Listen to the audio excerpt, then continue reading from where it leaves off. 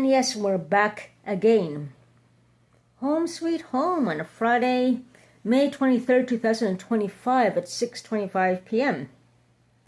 Now I just got home. I saw my neighbor downstairs and I waved to him early on when I was leaving. I came home, he was eating chocolate. I just asked him what he was eating. He came knocked on my door and gave me a chocolate. That was really nice of him. Then he quickly left. But he's a nice guy. He's a good heart. But yeah, that was a good ending for the day. After YouTubing like crazy and talking about everything under the sun. But I got home. And there's one thing I want to talk about that caught my eye on Facebook. I'm going to read it from the beginning to end with quote to the end of the quote. So, quote, abuse at work begins when you speak up about an issue. An insecure boss sees your speaking up as a threat to their power. The false narrative is their tool to get rid of that threat by pushing you out. They manipulate behind the scenes to convince your coworkers and HR that you're the problem. End quote. Now this quote on Facebook caught my eye and doesn't only contribute to the workplace. It also occurs in relationships and your social circle, so forth. It also pertains to tenant relations or your neighbors and the community housing staff. In the case where it says convince your coworkers and HR that you're the problem, in a community housing establishment, they convince other neighbors about that, and they convince the community housing upper class or upper the HR of the community housing or the property manager or God knows who, safety services or tenant workers or whatever, that you're the problem when they are the ones causing the problem. So in the case of relationships, like in my case, for instance, here's an example. Well, the ex-boyfriend is now turning my social circle against me, spreading lies about me. They liked me before, but he has been sexually abusive, sexually coercive, sexually harassing. I have that all in voicemail. I'm going to have yet to charge him for that. Now he managed to them all against me and they're yelling at me saying it's my problem. I'm the problem and he's not the problem. Well, when the OC Transport Constable saved my life, right from everybody there in the shelter, he said to me, when we get to my place, we're going to have sex. So I'm saying, no, we are not going to have sex. You know what he did? He said, well, then you're on your own. Right from everybody there in their shelter when we're there. So I retaliated by doing something and just walked out on him. I didn't hit him or anything, but I just kind of looked at him defiantly and took off. The constable saw that, gave him a thumbs up and drove off. Because they know about him. He's got fined so many times for drinking in public, smoking cigarette in shelters. He did that again when we were there. He's a very bad man. And when I talked to my social circle downtown, they gave me hell saying that I'm the problem. You had no right to do that. Why would I do that? He's the one who sexually coerced me, and I said no. They said you're on your own. When he saw me again, he said we'd give it another try. He grabbed my hand really harshly. On the bus, he sat in an area where I could not escape, and threw a beer in my hand and said, just, drink it. And he went in a position where I could not get out of the bus. The last time I got off one bus stop before to get away from him, went to his place. He managed to sugarcoat me and say we're just going to cuddle, no sex. I'll cook you supper. Just little bits of table scraps, that's about it.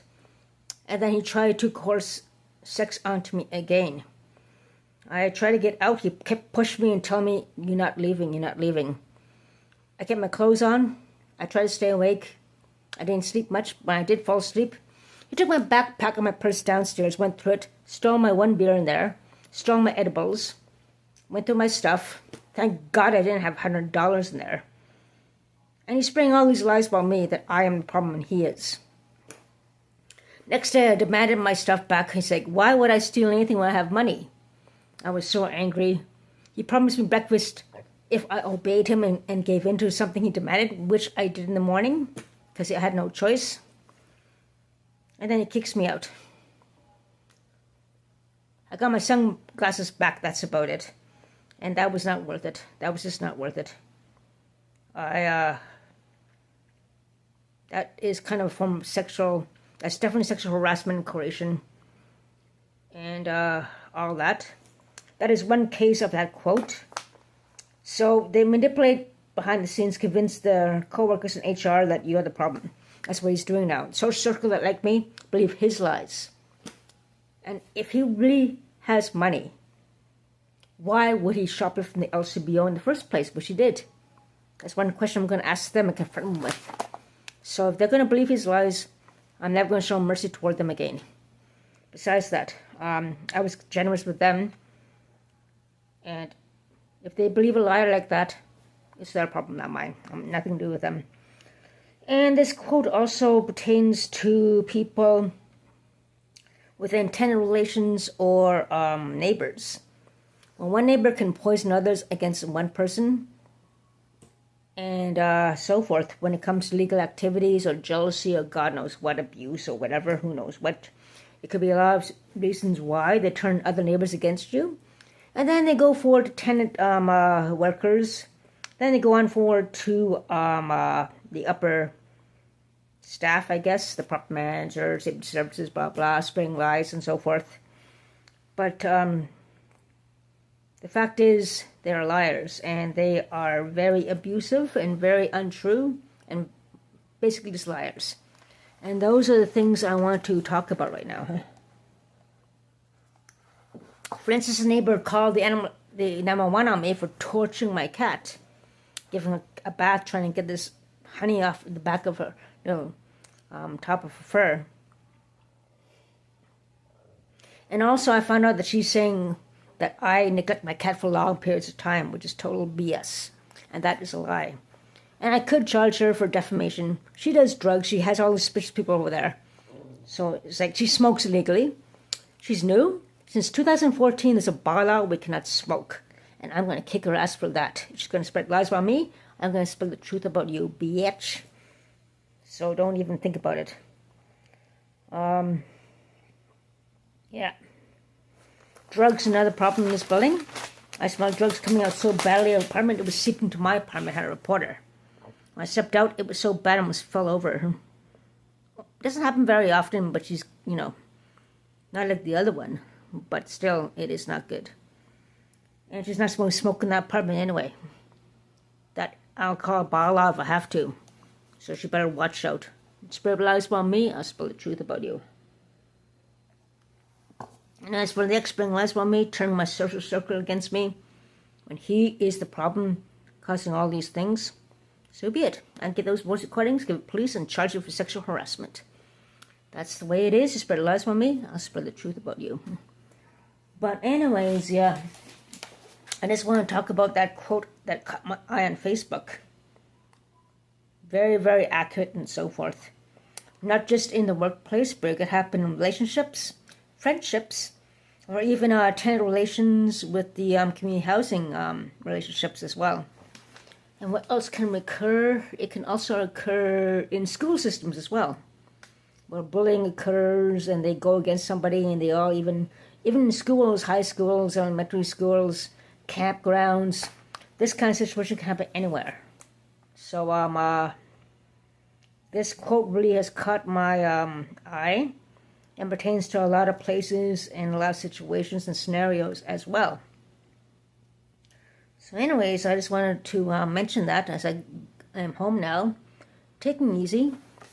Meg Witch, thank you for the chocolate bar, my neighbor downstairs. I really appreciate that. I didn't expect him to knock on my door. I asked him what he was having. Like, oh, that's good stuff. Didn't actually expect him to knock on my door and give me a chocolate bar. That's a nice treat. Thank you so much. Nice guy.